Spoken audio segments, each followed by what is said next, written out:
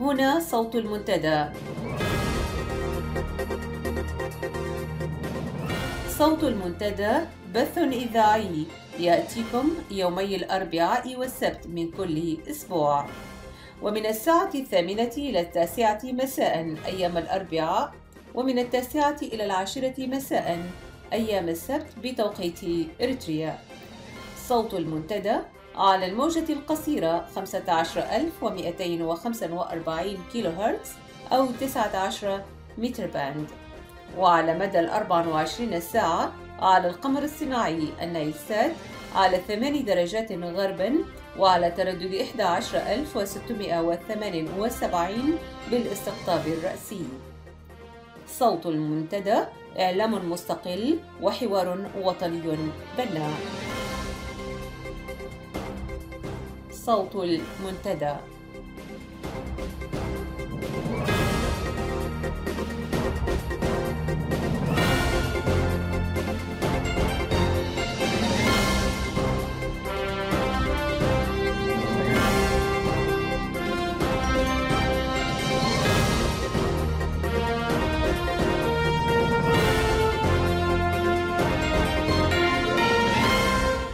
أهلا ومرحبا بكم مستمعي ومستمعات إذاعة المنتدى.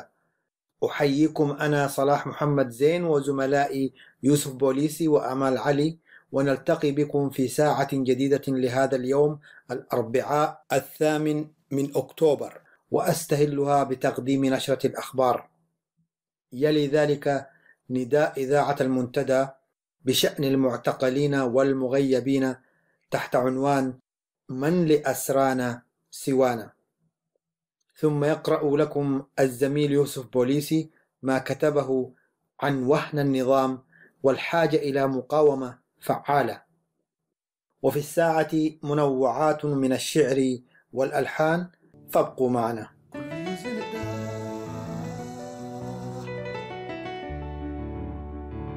كلنا نذكر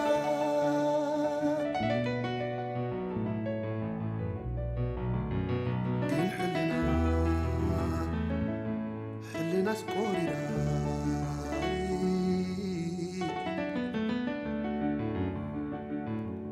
تلمت عزبا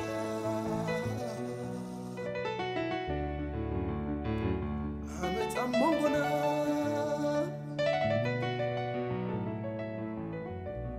سقاطها أقويا حلنا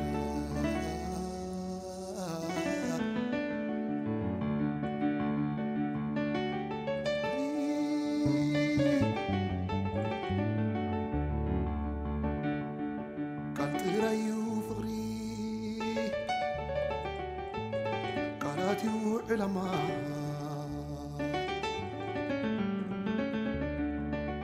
نكب برحليوت اللي ناغي عبيتها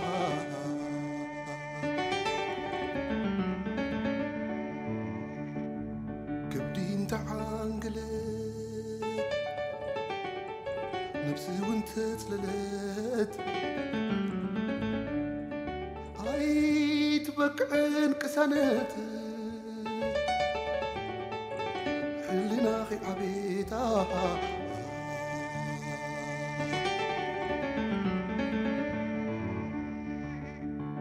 سيقان دمين بينو اي قبرين سدرا بيت اللي ناخي عبيتها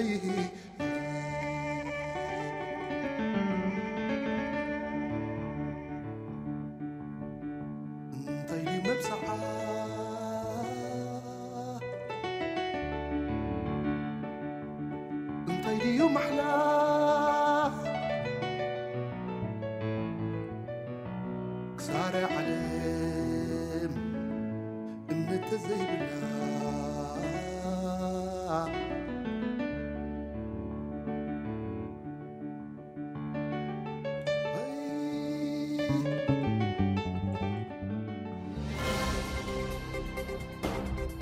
صوت المنتدى.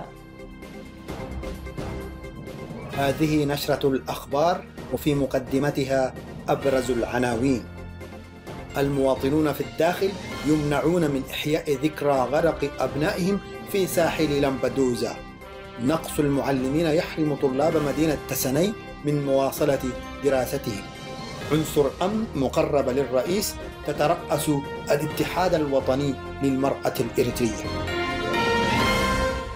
تفاصيل النشرة: منعت السيدة فانا تسفماريام حاكم ما يسمى بالإقليم الجنوبي لجنة من كبار أعيان الإقليم الذين قدموا إليها من أجل السماح لهم بإحياء ذكرى ضحايا لامبدوزا، وطردتهم من مكتبها متوعدة إياهم باتخاذ تدابير أسمتها رادعة في حالة تكرار مثل هذه الطلبات. وذكرت مصادر إذاعة المنتدى من مدينة مندفرة أن السيدة فانا اشتاطت غضبا من الأعيان قائلة: من هم هؤلاء حتى يقيم لهم الإقليم مآتم شرفية إحياء لذكرى موتهم؟ اخرجوا من هذا المكتب قبل أن آمر بحبسكم أو إلحاقكم بهم. هذا وقد جاء تكليف السيدة فانا تسفماريام بعد اعتقال حاكم الإقليم السابق السيد مصطفى نور حسين في 24 يناير من العام الماضي ضمن حملة الاعتقالات التي شهدتها إريتريا على خلفية أحداث فورتو 21 يناير المجيدة التي نفذتها وحدات من قوات الدفاع الإريترية. وقد شملت الاعتقالات عددا من رموز الحزب الحاكم على رأسهم السيد عبد الله جابر مسؤول الشؤون التنظيمية في الجبهة الشعبية للديمقراطية والعدالة، والسيد أحمد حاج علي وزير الطاقة والمعادن. هذا وشغلت السيدة فانا منصب مدير مدينة مصوع لفترة طويلة، حيث اشتهرت بعلاقتها اللصيقة بالرئيس إسياس وتعتبر منفذة مطيعة لتعليماته المباشرة.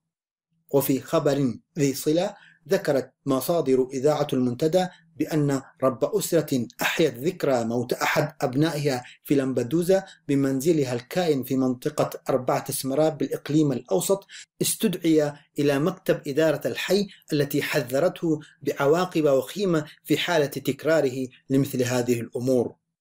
وتعتبر مأساة جزيرة لامبدوزا التي شهدت غرق المئات من اللاجئين الإريتريين ممن حاولوا الوصول إلى بر الأمان الأوروبي هربا من القمع محطة من سلسلة المآسي التي تشهدها بلادنا في ظل حكم هذا النظام.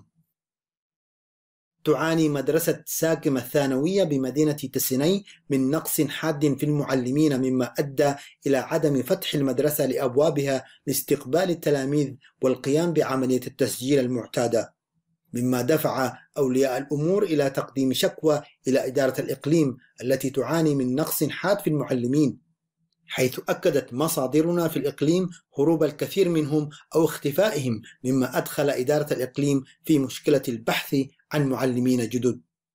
هذا وكانت إذاعة المنتدى قد أشارت في برامجها السابقة إلى معاناة وزارة التعليم من نقص حاد في المعلمين والمشرفين التربويين نتيجة لسياسات الحكومة القاضية بعسكرة التعليم وإجبار المعلمين المسرحين على حمل السلاح وعدم دفع الرواتب بشكل منتظم رغم قلتها، مما أدخل العملية التعليمية خلال السنة التعليمية الحالية برمتها في امتحان عسير.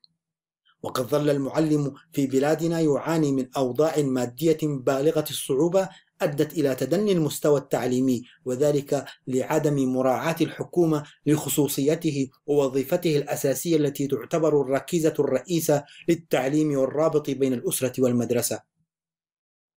أفادت الأنباء الواردة إلينا من الداخل بأن الرئيس الجديد للاتحاد الوطني للمرأة الإريترية كانت تعمل ضمن إحدى الأجهزة الأمنية التابعة مباشرة للرئيس سياس، وأنها قامت أثناء مزاولة عملها كمسؤولة وحدة أمنية بالعاصمة أسمرة بإجبار الكثير من النساء على الانخراط في العمل الأمني عبر اتباع وسائل مختلفة منها التهديد والابتزاز.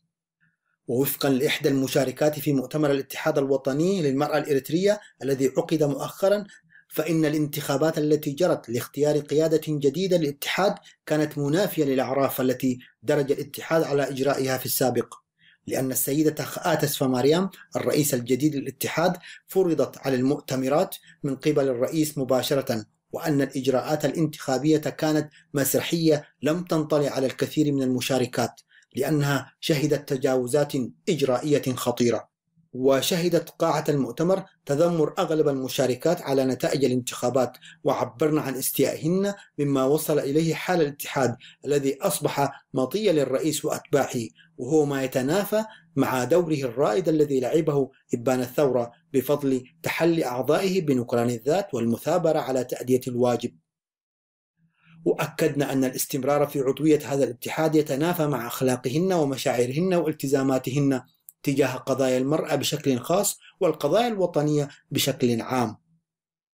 يذكر أن المؤتمر السابع للاتحاد الوطني للمرأة الإريترية الذي عقد في الفترة من 15 إلى 17 من شهر سبتمبر الماضي شهد تنحي السيدة لول قبرآب من رئاسة الاتحاد بعد أكثر من 20 عاما من الخدمة، وانتخاب السيدة تقاء تسفماريام المقربة من الرئيس إسياس. وسنقدم لكم كامل المقابلة التي أجريت مع إحدى المشاركات في برامجنا القادمة. نهاية النشرة.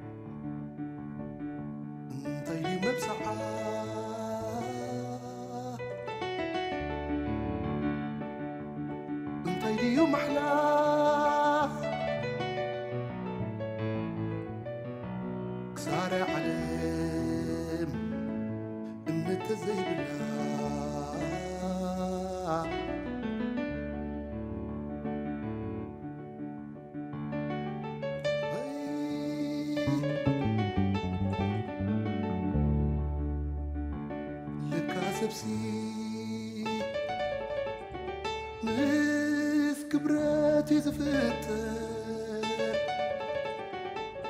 بعلو انت زي كان يسواي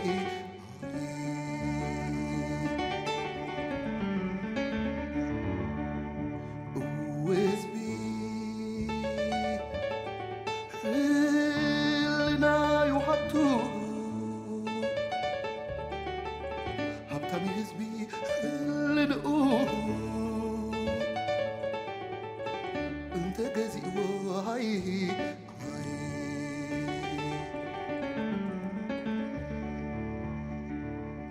انتيت مني لمني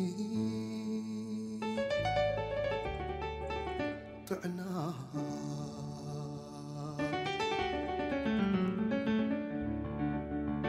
هزبي غنتاي دلي حلنا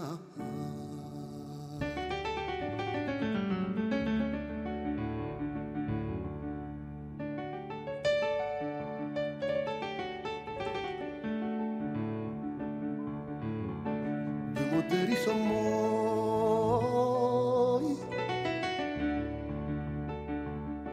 ناي هوت براناي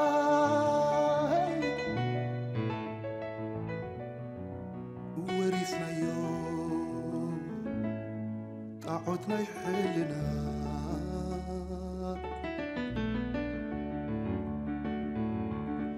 بمدري سموي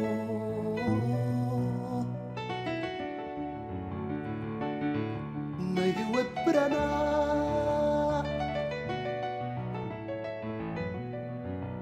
ورثنا يوم طاعتنا يحلنا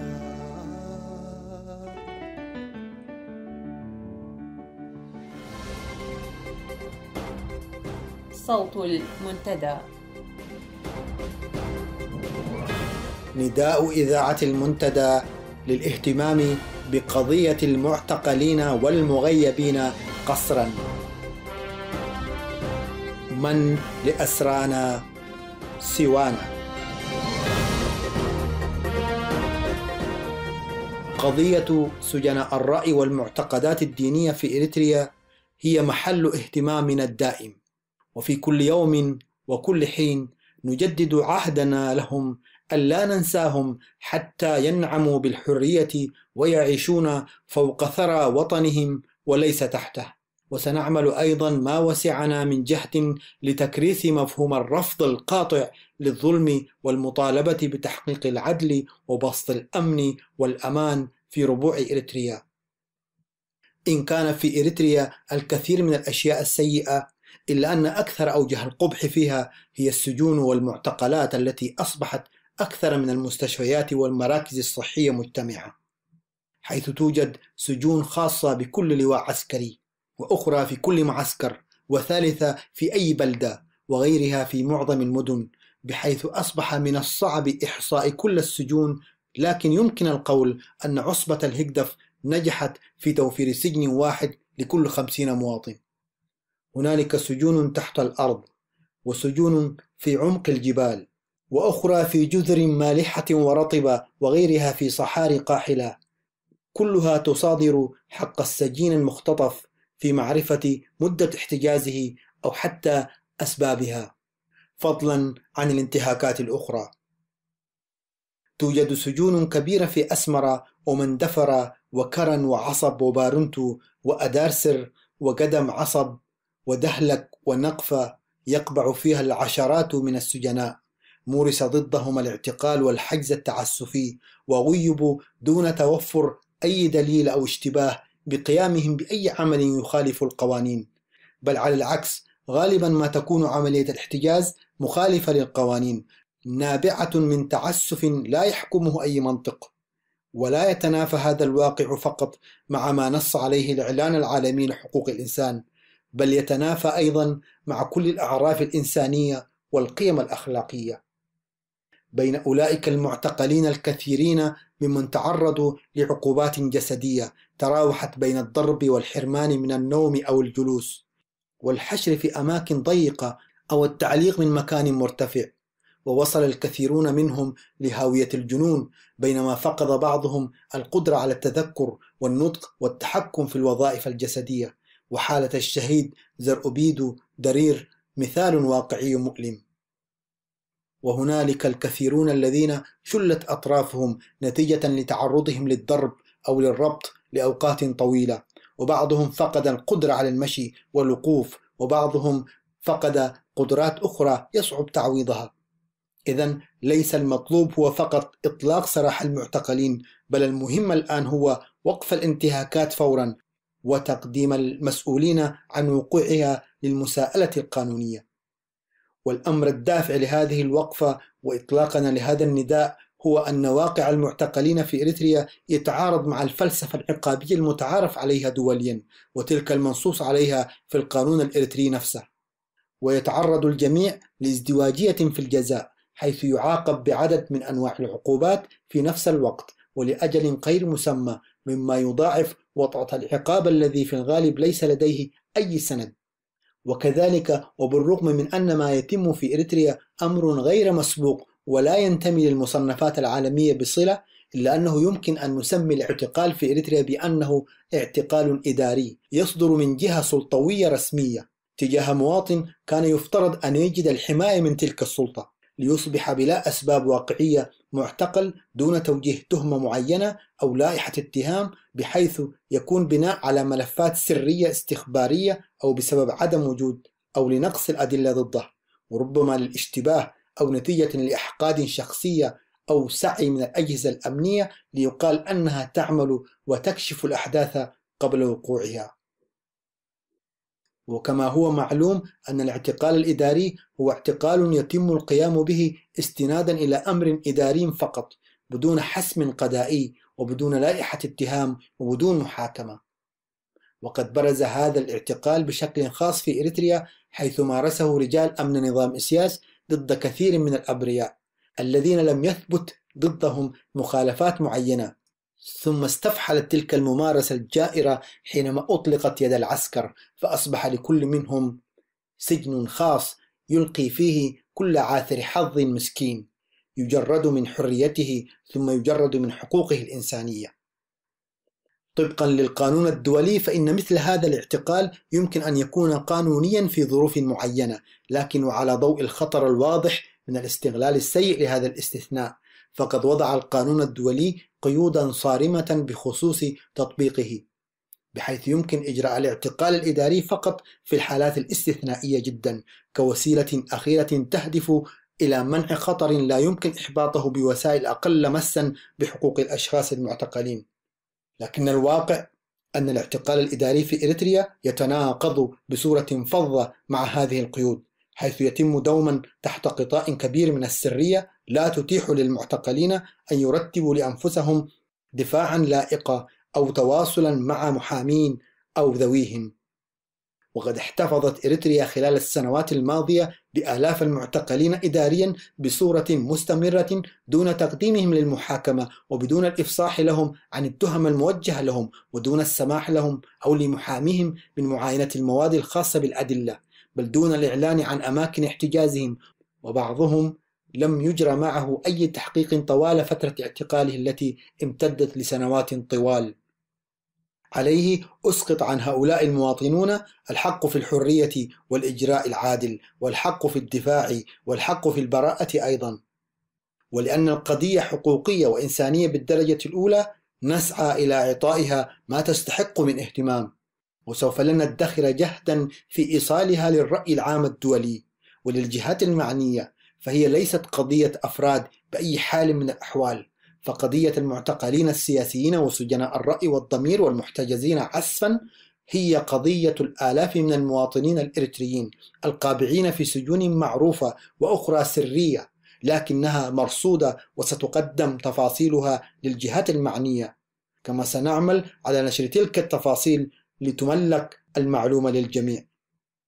عليه نسعى ونطالب ونجتهد لإجبار نظام أفورقي على إطلاق سراح جميع المعتقلين أو محاكمتهم من خلال محاكم عادلة بسبب المخالفات المنسوبة لهم وفقا للاشتباه أو البيانات إن توفرت.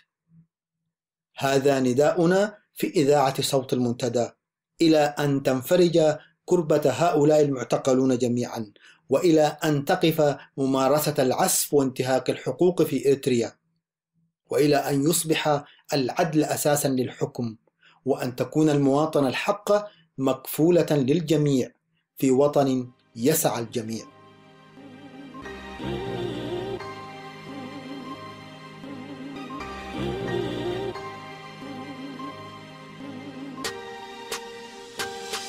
ارفع صوتك دامك حر انت في حياتك، لا تسكت عن حقك وتعيش مظلوم لين مماتك. هذه حقوقك اما انك تاخذها بالكفاح او انك تستسلم لهم وتصمد بالسلاح. في بلادي ظلم كره تعصب واحتلال، صمت وصمت قد يمد طغيانهم استمرار. اين الوحدة؟ اين التعاون؟ اين الاخاء؟ فاضل وناصر بلادك من ظلم اسياس، حارب وقاوم ودافع عنها بلا ياس. رجع زمن اجدادك اللي استشهدوا وراحوا، دافع وتكلم بلسان الاسرى اللي استباحوا. مليون إريتري عايش مغترب وحالته مهان، دام الحكومة تعذبك كيف تنتظر منها امان؟ احنا في حرب دائمة داموا مع الحكم باقيين، لازم نعلي صوتنا ونبقى دايما متماسكين. حصل على تسمية بالرئيس الدكتاتوري، هل أنتم كيف؟ الحديث عن الموضوع هذا شيء، لكن أنا ليش من أبسط رؤساء لا أحتاج أن أكون دكتاتور، لأن هذا الشعب لا يحتاج إلى دكتاتور ولا يستقبل ولا يقبل بالدكتاتور يحكم، ولا يقبل بالدكتاتور. جماعة هالي كهبت تقاوم في بلادي، تسلب حقوق تسلب أموال وأصبحت تعادي. بلادي تنادي من يعيد الاستقلال، ومن يواسي شعبها ومن يفك الاحتلال. من يقودها قيادة صادقة بلا انتكاس، قيادة قائمة على المحبة بين الناس، قيادة تستعيد كل الأحلام والأماني وتشفي غير كل منا كان يعاني. بلادي تنادي من ينير دربها، من لديه لسان يدافع عن شعبها، من لديه سلاح يواجه به الأعداء، من يقاوم ويعلن دوما لها الفداء. من يحارب جماعة هدف الهالكة، جماعة تدعو للشر، جماعة فاسدة، جماعة أثارت في قلوبنا الغضب، فأصبح الشعب دوما يمارس العتب. نعم لدولة المساواة، ارحل يا إزاز. امديني بالكي، امديني بالكي، هو المدهين.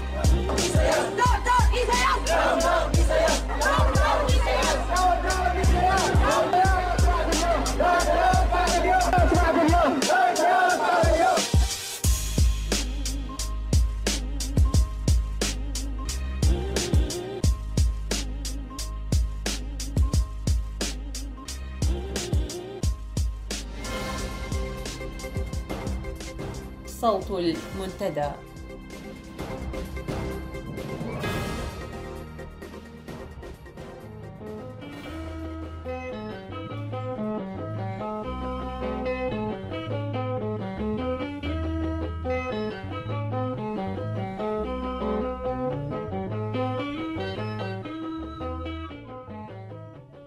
وهن النظام لا جدال فيه، فما أحوجنا لمقاومة فعالة.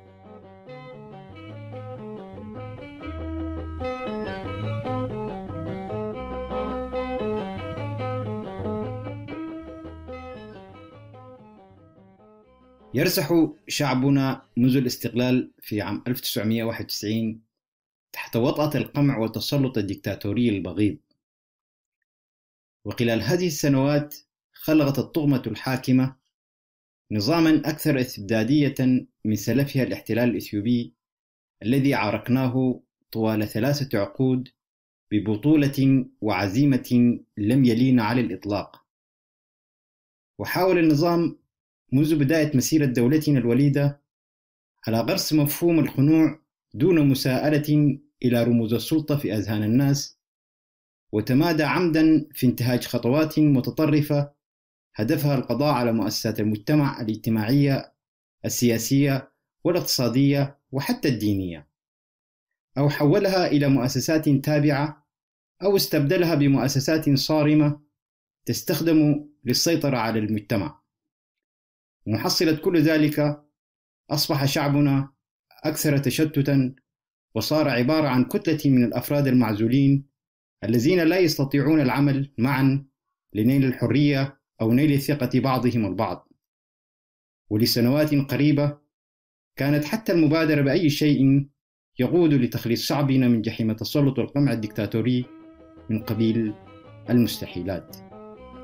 مسرت من قليب ردفك منا تبريهن يكونن ذنر دفلنا. مسرت من قليب ردفك منا تبريهن يكونن ذنر دفلنا.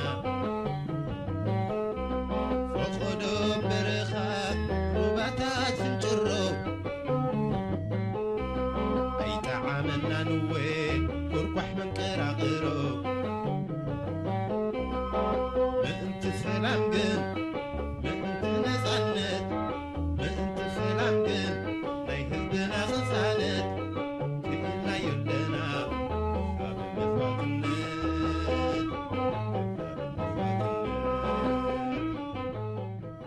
في بداية التحرير والناس في قمة سكرها بفرحة الاستقلال، انبرى الأمين العام للحكومة الإريترية المؤقتة آنذاك والرئيس الذي نصب نفسه إلها على البلاد والعباد بعد ذلك، إسياس أفورقي، انبرى يتحدث في مقابلة مع صحيفة عربية لا تسعفني الذاكرة في استحضار اسمها الآن عن الديمقراطية وحرية التعبير وتعدد الأحزاب والحق في التظاهر والاجتماع الذي سوف تكفله الدولة الوليدة لشعبها. وكما قال مستطردا إن عملية التحرير لا تكتمل إلا بتطبيق الوعود التي قطعناها على أنفسنا المتمثلة في تحقيق الحقوق الأساسية للإنسان في بلادنا. لكن وفي نفس تلك اللحظة التي كان يتحدث فيها مع الصحيفة والناس طبعا سكارى، كانت أجهزته الأمنية تقوم بتشميع أحد المكاتب الذي أنشئ بمبادرة من بعض الشباب المهجر، وكان معنيا بتعليم مفاهيم حقوق الإنسان وترسيخ مبادئه الأساسية. وأذكر أن رد فعل أحد هؤلاء الشباب على القرار كان عنيفا وحماسيا للغاية، حيث طرق كل أبواب وقام باتصالاته بالأشخاص الذين يعتقد أن بإمكانهم مساعدته على إعادة فتح المكتب الحقوقي، ولكن باءت كل محاولاته بالفشل الذريع، بل تم تهديده بالملاحقة القانونية وعواقب أخرى أكثر صرامة، والعاقل يفهم ما تعنيه عبارة أكثر صرامة. وبعد ذلك استمر مسلسل التنصل عن كل الوعود، وبدأت مرحلة تجسيد شخصية الرئيس الأوحد وتأليهه عبر قمع كل تحرك إصلاحي وتقليص صلاحيات المؤسسات التنظيمية والسياسية، بالتوازي خلق مؤسسات أمنية قمعية، إلى أن وصل بنا الحال إلى ما نحن عليه الآن، التي تجسدت فيها مقولة أن الثورات الشعبية العادلة غالبا ما تواجه بممارسات قمع وحشية تقتل ما تبقى من أمل لدى الناس، وهو ما يحكي عنه واقع الحال الآن في داخل إريتريا.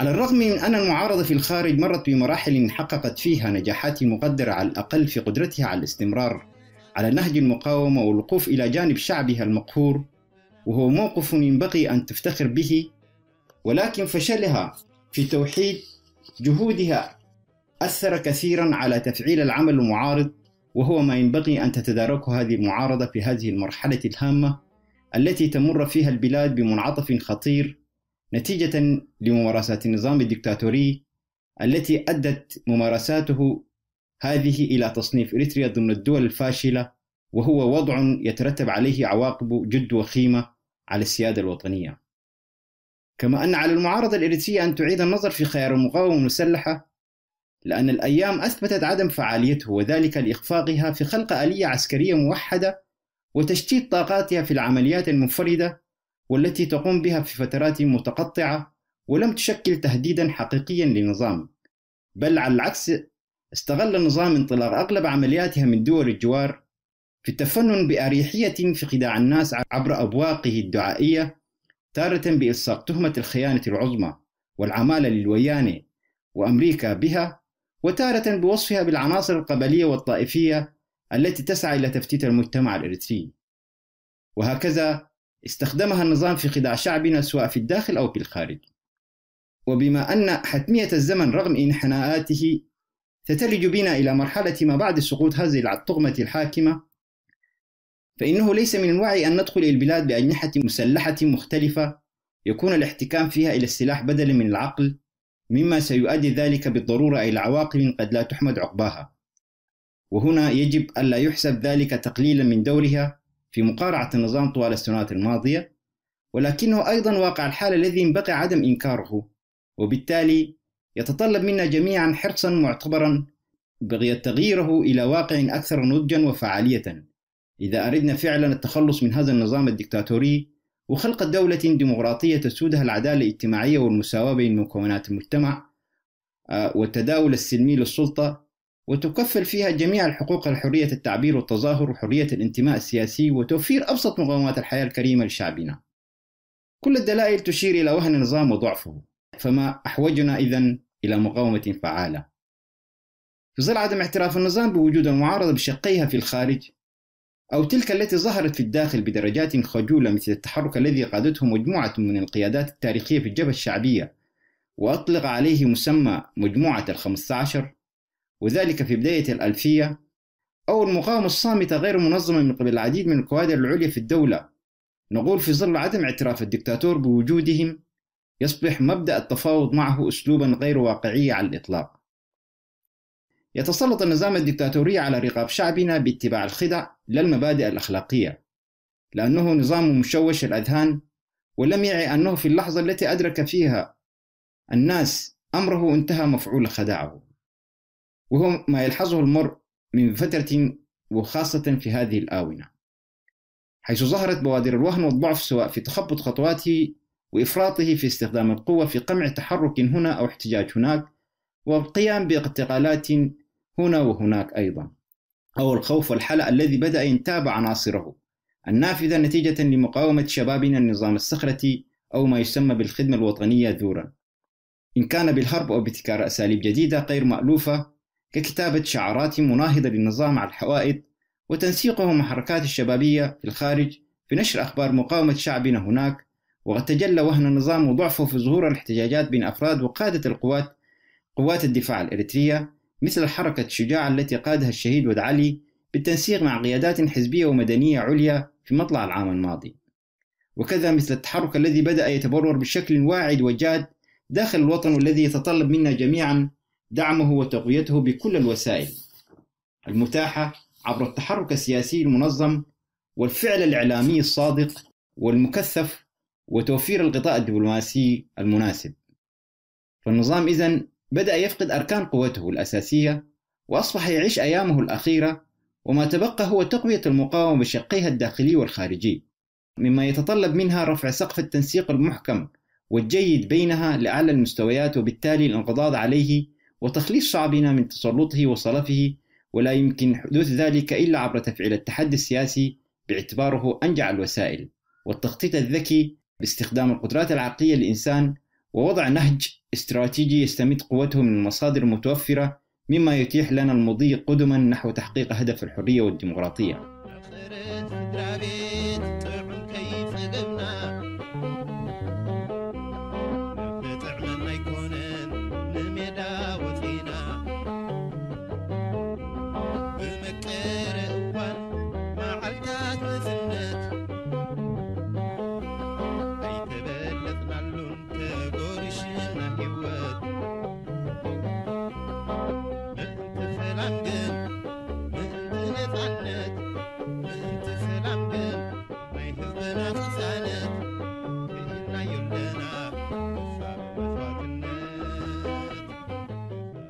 إن القول الشائع لا تأتي الحرية مجانا هو قول صحيح، حيث أنه لا توجد قوة خارجية تمنح الشعوب المضطهدة الحرية التي تطمح إليها، بل على الناس أن يتعلموا كيف يحصلون على تلك الحرية بأنفسهم، وهذا لن يكون سهلا، وتجربة ثورتنا أثبتت صحة ذلك.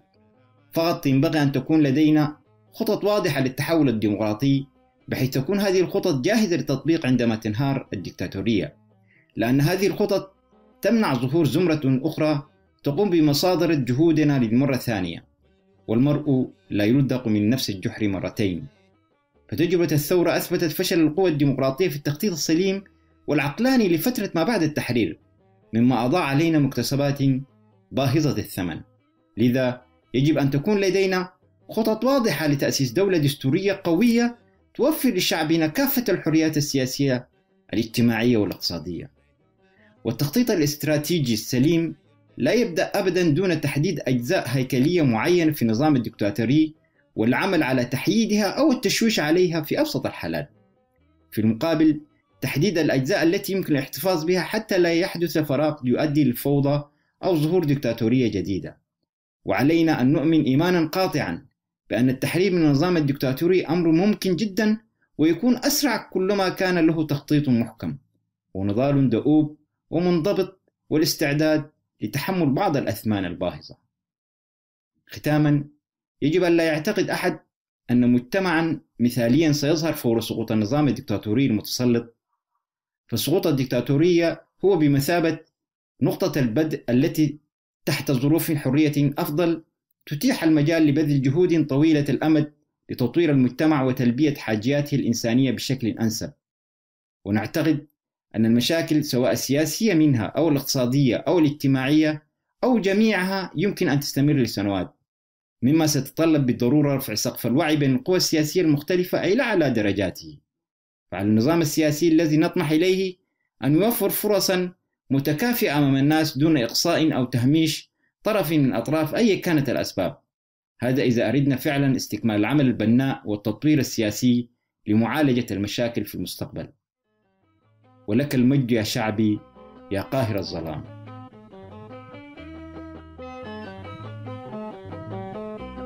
بقرة سدرا بيت طعم كيف قبنا نفحشنا يكونن برخا وثينا. بقرة سدرا بيت طعم كيف قبنا نفطعمنا يكونن نميدا وثينا. بمكر أوان ما علتات وثنت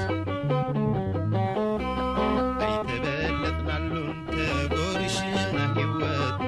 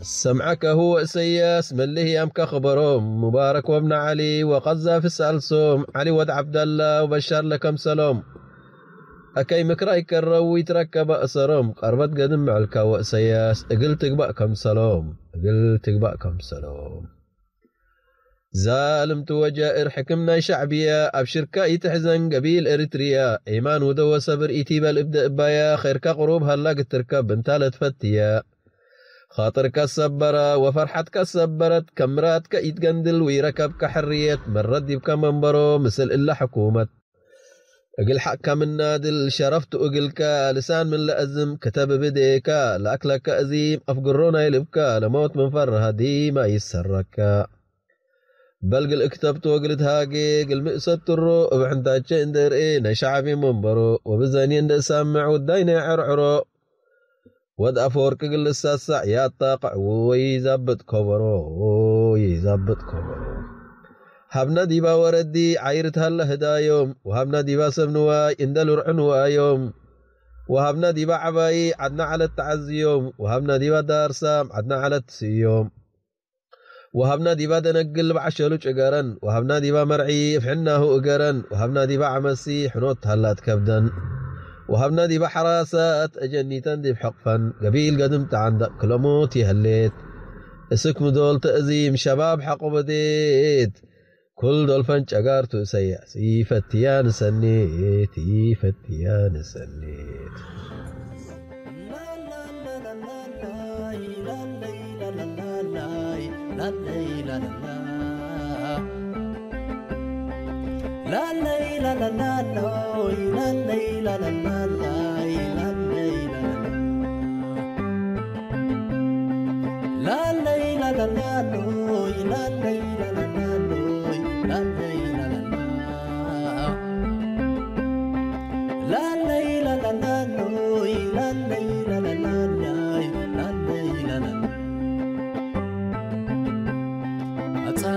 سهرة زي بلو أفويتا مريتنا اتفقت قاتلو هالهالتا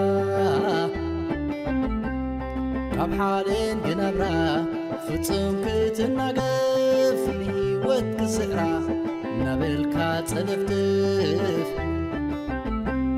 زي تتبخيو دنقتا قاتيمو رأخان تسفخان لإربت هاتيمو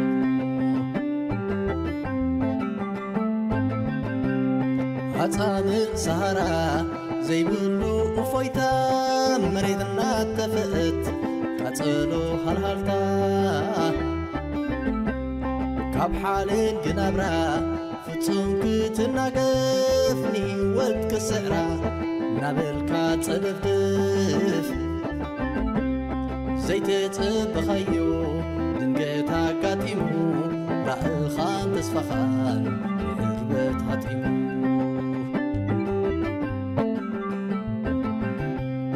I never knew قال أمرتي الناس معك يوم عبد انكفاتي كندزي وطردو يسك لي بجلبا النار أخيا تنفاس بقربا زرق اطبا تسمخم زموت رسيك هاي بيخا زخم زموت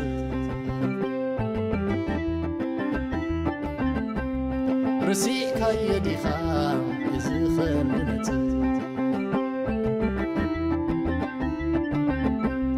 تقعر كسماي تدنك بحري فتصم قلبو دقف زي بلو زبري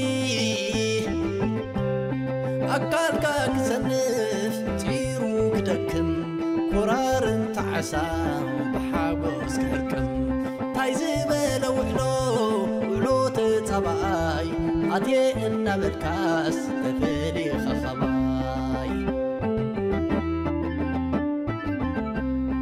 شفتو خخبكوني ودا تعدل ميني لعني تيمو خقبر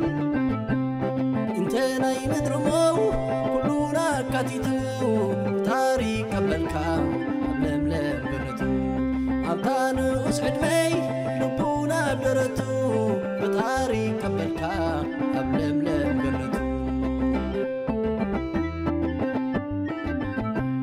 صنعاتو نهابكم كبورات ولدي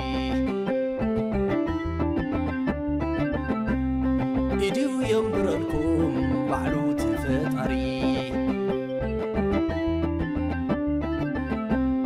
أنتانو أسعد مي لبونا درتو فتاري قبلكا أبلملم جنتو انتناي مدرمو كلنا كاتيتو فتاري قبلكا أبلملم جنتو أنتانو أسعد مي لبونا درتو فتاري قبلكا أبلملم جنتو صنعاتو نهبكم كبورات ولدي إدو يمبرلكم وعلوت فتاري. فصل الخطاب.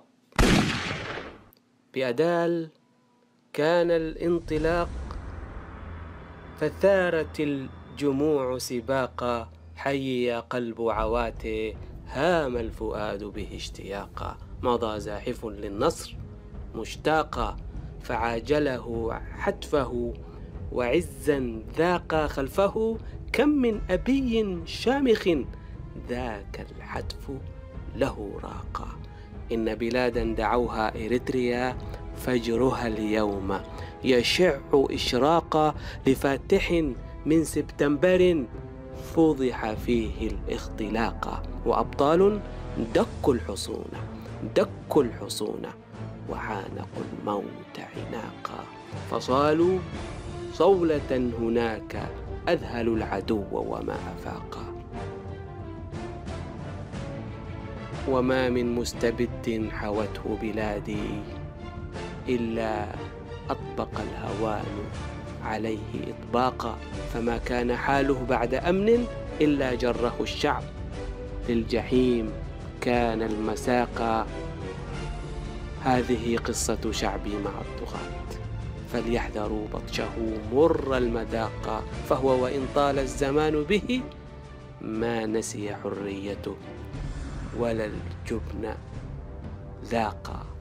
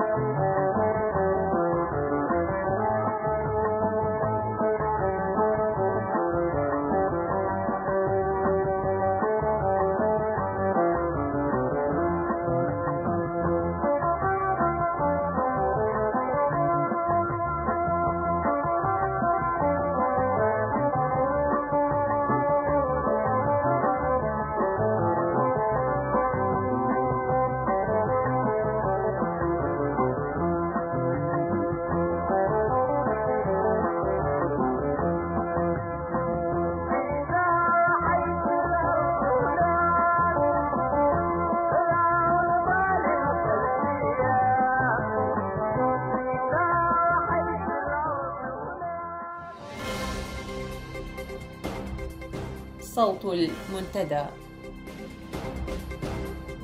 هذه نشرة الأخبار وفي مقدمتها أبرز العناوين: المواطنون في الداخل يمنعون من إحياء ذكرى غرق أبنائهم في ساحل لامبدوزا. نقص المعلمين يحرم طلاب مدينة تسني من مواصلة دراستهم. عنصر أمن مقربة للرئيس تترأس الاتحاد الوطني للمرأة الإريترية. تفاصيل النشرة: منعت السيدة فانا تسفماريام حاكم ما يسمى بالإقليم الجنوبي لجنة من كبار أعيان الإقليم الذين قدموا إليها من أجل السماح لهم بإحياء ذكرى ضحايا لامبدوزا، وطردتهم من مكتبها متوعدة إياهم باتخاذ تدابير أسمتها رادعة في حالة تكرار مثل هذه الطلبات. وذكرت مصادر إذاعة المنتدى من مدينة مندفرة أن السيدة فانا اشتاطت غضبا من الأعيان قائلة: من هم هؤلاء حتى يقيم لهم الإقليم مآتم شرفية إحياء لذكرى موتهم؟ اخرجوا من هذا المكتب قبل أن آمر بحبسكم أو إلحاقكم بهم. هذا وقد جاء تكليف السيدة فانا تسفماريام بعد اعتقال حاكم الإقليم السابق السيد مصطفى نور حسين في 24 يناير من العام الماضي ضمن حملة الاعتقالات التي شهدتها إريتريا على خلفية أحداث فورتو 21 يناير المجيدة التي نفذتها وحدات من قوات الدفاع الإريترية. وقد شملت الاعتقالات عددا من رموز الحزب الحاكم على رأسهم السيد عبد الله جابر مسؤول الشؤون التنظيمية في الجبهة الشعبية للديمقراطية والعدالة، والسيد أحمد حاج علي وزير الطاقة والمعادن. هذا وشغلت السيدة فانا منصب مدير مدينة مصوع لفترة طويلة، حيث اشتهرت بعلاقتها اللصيقة بالرئيس إسياس وتعتبر منفذة مطيعة لتعليماته المباشرة. وفي خبر ذي صلة ذكرت مصادر إذاعة المنتدى بأن رب أسرة أحيت ذكرى موت أحد أبنائها في لامبدوزا بمنزلها الكائن في منطقة 4 سمراب بالإقليم الأوسط استدعي إلى مكتب إدارة الحي التي حذرته بعواقب وخيمة في حالة تكراره لمثل هذه الأمور. وتعتبر مأساة جزيرة لامبدوزا التي شهدت غرق المئات من اللاجئين الإريتريين ممن حاولوا الوصول إلى بر الأمان الأوروبي هربا من القمع محطة من سلسلة المآسي التي تشهدها بلادنا في ظل حكم هذا النظام. تعاني مدرسة ساكمة الثانوية بمدينة تسني من نقص حاد في المعلمين، مما أدى إلى عدم فتح المدرسة لأبوابها لاستقبال التلاميذ والقيام بعملية التسجيل المعتادة، مما دفع أولياء الأمور إلى تقديم شكوى إلى إدارة الإقليم التي تعاني من نقص حاد في المعلمين، حيث أكدت مصادرنا في الإقليم هروب الكثير منهم أو اختفائهم، مما أدخل إدارة الإقليم في مشكلة البحث عن معلمين جدد. هذا وكانت إذاعة المنتدى قد أشارت في برامجها السابقة إلى معاناة وزارة التعليم من نقص حاد في المعلمين والمشرفين التربويين نتيجة لسياسات الحكومة القاضية بعسكرة التعليم وإجبار المعلمين المسرحين على حمل السلاح وعدم دفع الرواتب بشكل منتظم رغم قلتها، مما أدخل العملية التعليمية خلال السنة التعليمية الحالية برمتها في امتحان عسير. وقد ظل المعلم في بلادنا يعاني من أوضاع مادية بالغة الصعوبة أدت إلى تدني المستوى التعليمي، وذلك لعدم مراعاة الحكومة لخصوصيته ووظيفته الأساسية التي تعتبر الركيزة الرئيسة للتعليم والرابط بين الأسرة والمدرسة. أفادت الأنباء الواردة إلينا من الداخل بأن الرئيس الجديد للاتحاد الوطني للمرأة الإريترية كانت تعمل ضمن إحدى الأجهزة الأمنية التابعة مباشرة للرئيس سياس، وأنها قامت أثناء مزاولة عملها كمسؤولة وحدة أمنية بالعاصمة أسمرة بإجبار الكثير من النساء على الانخراط في العمل الأمني عبر اتباع وسائل مختلفة منها التهديد والابتزاز. ووفقا لإحدى المشاركات في مؤتمر الاتحاد الوطني للمرأة الإريترية الذي عقد مؤخرا، فإن الانتخابات التي جرت لاختيار قيادة جديدة للاتحاد كانت منافية للأعراف التي درج الاتحاد على إجرائها في السابق، لأن السيدة خآت سفاماريام الرئيس الجديد للاتحاد فرضت على المؤتمرات من قبل الرئيس مباشرة، وأن الإجراءات الانتخابية كانت مسرحية لم تنطلي على الكثير من المشاركات، لأنها شهدت تجاوزات إجرائية خطيرة. وشهدت قاعة المؤتمر تذمر أغلب المشاركات على نتائج الانتخابات، وعبرن عن استيائهن مما وصل إليه حال الاتحاد الذي أصبح مطية للرئيس وأتباعه، وهو ما يتنافى مع دوره الرائد الذي لعبه إبان الثورة بفضل تحلي أعضائه بنكران الذات والمثابرة على تأدية الواجب.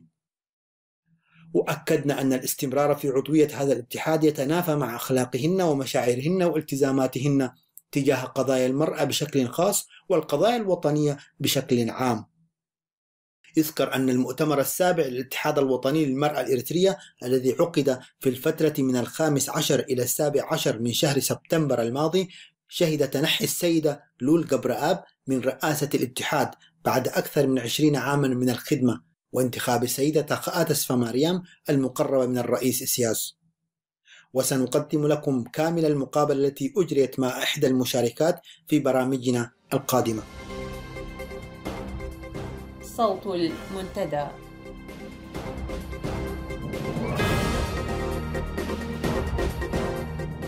بهذا وصلنا إلى ختام ساعة اليوم التي نرجو أن تكون قد نالت من رضاكم، حتى يتجدد اللقاء بكم يوم السبت المقبل بمشيئة الله. كونوا بخير وعافية.